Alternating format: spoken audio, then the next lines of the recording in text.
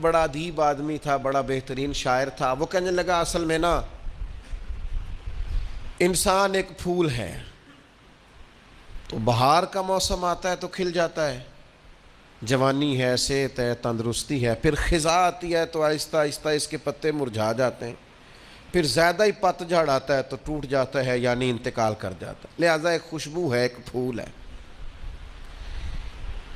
اس نے بھی بات کی، چلو ٹھیک کی ہوگی. پھر ایک اور شخص بولا، اس نے کہا نہیں، بنیادی طور پر نا پوری دنیا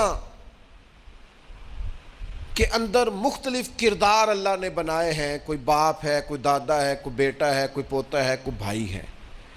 تو سب اپنا اپنا کردار نبھاتے ہیں اور پھر اپنے اپنے وقت پر وہ رخصت ہو جاتے ہیں، کیونکہ اب کردار بدلنے کی باری آ گئی. اب وہ جو باپ تھا اس نے دادا بننا ہے، اور وہ جو پوتا تھا اس نے باپ بننا ہے. لہذا وقت بدلتا ہے تو یہ کردار بھی بدل جاتے ہیں.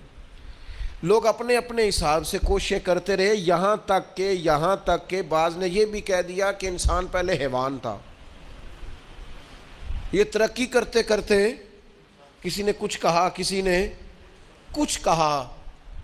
لیکن یاد رکھنا، یہ راز اگر کھولا ہے نا کسی نے، تو اسی نے کھولا ہے جس نے انسان بنایا ہے.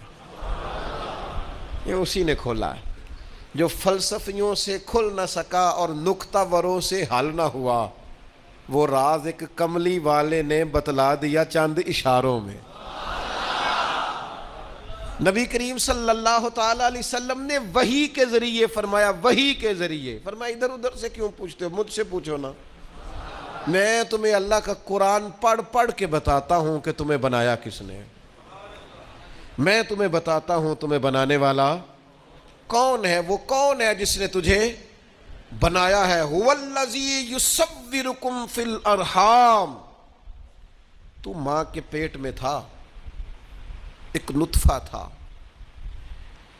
ایک کریم مالک نے چاہا، پھر اس نے ماں کے پیٹ میں تیری صورت بنائی. یہ تیرے نقش و نگار بنائے. اس نے تیرے چہرے کو تخلیق کیا، پھر تیرے چہرے پر اس نے آنکھیں رکھیں، پھر ناک رکھا، پھر ہونٹ رکھے. پھر تجھے بنا کے نہ تو خود ہی فرماتا ہے لَقَدْ خَلَقْنَا الْإِنسَانَ فِي أَحْسَنِ تَقْوِيمٍ. خود بنا کے نہ خود فرماتا ہے کہ تحقیق میں نے انسان کو بڑی ہی خوبصورت ساخت پر پیدا فرمایا. ایک منٹ کے لیے ذرا سوچ کے دیکھنا کہ یہ ناک اگر یہاں ہوتا تو کتنا برا لگتا.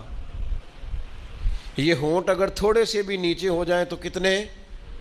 بعض لوگوں کے نا ذرا سے دانت تھوڑے سے کبھی اوپر ہو جائے نا کسی بیماری کی وجہ سے بھی، تو لوگوں کو اچھے لگتے.